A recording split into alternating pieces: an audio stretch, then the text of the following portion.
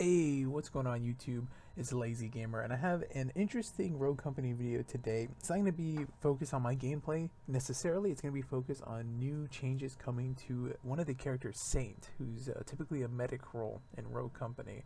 And the change is going to have to do that drops on the new Season 1 patch, which is estimated to be about the first week of February, so pretty soon, a couple more weeks. And this was tweeted out by the lead designer on Rogue Company, Scott Looser, I believe that's, or Lesser, how to say his last name, but dude, this guy is a champion. Okay, just take a look at this tweet he made on January 15th. It says, Saint buff incoming. It's about a minute long video, and he just talks about how they're reworking the AR for Saint, the M4. They're going to get rid of the scope that you see, so it's going to have a third-person view like the other ARs in the game, along with some additional changes for balancing. And he says his team's very happy with it, and they use it all the time. Oh, and they're getting rid of Saint's trip mine, and they're replacing it with C4, which is a very aggressive attachment, to say the least, or attachment, I'm sorry, a piece of equipment. C4 is very, very powerful, so I kind of do like that change. Anyway, going on, he tweets out later in the same day a video showing the new M4 in action. His words, okay, and I watched the video, and I'm going to play that right now for you here.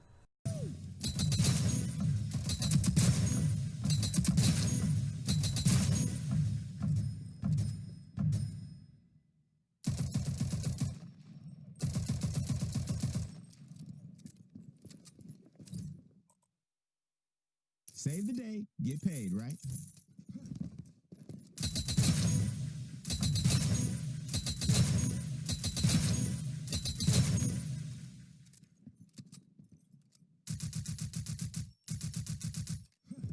Okay, so after watching that video, there's so much to talk about. So you can see whenever he's in the buy menu, they've actually nerfed the damage of the rifle. Okay, so normally the damage before the patch was 20 damage for the body. The headshot damage seemed the same when I was looking at him actually hit the targets there. Okay, and then watching him actually shoot the little dummies there, I could kind of get the feel for the damage because I was just looking at the damage numbers. So close range damage, there's three types of damage ranges. There's close, medium, and long, or far. That's how I describe them that I've seen in the game. So I've only saw damages for close range to medium range, but there is a third range of damage, which is the far range, and you can test that in game now. If you go to the shooting range and you try to shoot the dummies in the far back, there's less damage numbers all the way back there. I didn't get to see that in this clip, but I assume that there's still three damage ranges, and I kind of made an educated guess on the last one, since the first two damage ranges were nerfed by 1 point. So previously, as you can see in the image I've made here, the old Mark IV rifle did 20 damage at close range to the body, 17 to the body at medium range, and then 14 damage at the furthest range at the body. Okay, headshot ranges were 30 to the head and close range. Medium range, you get 26 damage per shot, and then at far ranges, you get 22 damages per shot. Looking at the at Scott's video, it looks like those headshot multipliers are still the same, regardless. Even though the body shot damage was nerfed 1 point each. Taking a look, so close range, when he shoots the characters at close range, it's 19 damage per shot instead of 20, and then at medium range, shooting them in the body results in a 16 hit instead of a 17. He didn't show long range, but I assume, just educated guessing, it's just -1, so it's going to go from 14 to 13, but we'll see on day one of the patch, or they might show it on the patch notes, but I doubt it. The fire rate is the same, because when you go to the store, which he did at the shooting range, you can see that the fire, what's it called, the firing range was still the same there. Okay, so looking at the new damage changes, it looks like there is a nerf with additional shots to kill at medium and close range. Distance range, there is an additional shot to kill if the person has armor. So looking at the chart I made, white text, okay, STK is shots to kill, TTK means time to kill. So you can see how many shots it's going to take, and then like the exact time in milliseconds, how long it'll take. White text is going to indicate the player is at 100 health, and blue text is indicating the numbers for someone that has full shield or Vive full poison at 125 health. I didn't calculate for Chalk's 175. That's just ridiculous. I'm not going to do that, okay? There's multiple reasons why. I got to make this video short. So anyway, you can see the times to kill are significantly more. Milliseconds are milliseconds at the end of the day, but they do add up, okay? So you can see for headshots, the time to kill is still the same, except at farthest ranges.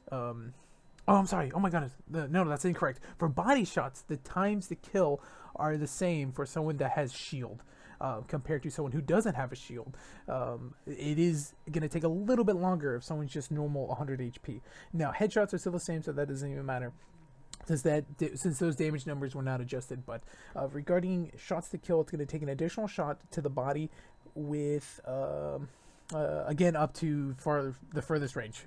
The difference here is that you no longer have first person, and that looking at his video, you can see when he shoots a wall that his crosshairs starts having the bloom effect after about 2 or 3 shots. I need to do more testing on that, but I'm assuming the crosshair is only going to be 100% first shot accuracy for the first 2 to 3 shots. After that, it's going to start, bloom's going to start kicking in, compared to the other rifles that only have first shot accuracy on the first shot. Unlike the other ones, the bloom starts kicking in immediately. So this puts the new Mark IV in an interesting place because it is still the most accurate gun.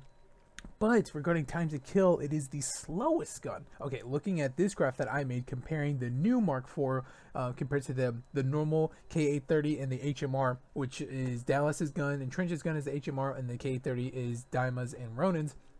You can see for headshots, the Mark IV is going to be the slowest killing gun, technically, just by milliseconds, okay, at the end of the day. Body shots is going to be second place. K is going to still be king, being in first place for body shots and headshots. And then the Dallas's gun, HRM, is going to be in third place for normal body shots. But regarding headshots, the Mark IV will be the slowest. The new Mark IV is going to be the slowest, but the headshot multiplier wasn't. Oh my goodness. For body shots, the Mark IV is the slowest, and for headshots, it'll be the second best AR compared to these three.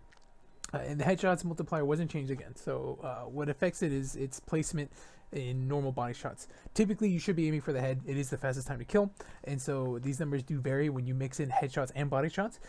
But the benefit the Mark IV has is that it is still accurate to a degree for the first couple shots. So these numbers kind of get loopy once you start missing some shots. And you'll more likely not miss as many with the Mark IV compared to the K830 or the HMR because the Mark IV being slightly more accurate. Let me get into the pros and cons a little bit here. Pros, you see a lot more in third person compared to first person. Another pro is headshot damage stayed the same. So the time to kill is pretty fast for headshot damage. And then it is more accurate than the other ARs. Okay, it's just what it is. It has its nice little space in the AR category as being the most accurate, but not the fastest killing. The cons to this change is hipfire kind of got nerfed because when you hipfire, you're in close range, and so the close range damage numbers will be applied, and those numbers have been nerfed a little bit. So your hipfire kills are going to be a slightly slower. Unless you get all headshots, then the time to kill will be the same. But it's a lot more difficult to get headshots in close quarters than it is to, like, let's say, a couple meters away from the opponent.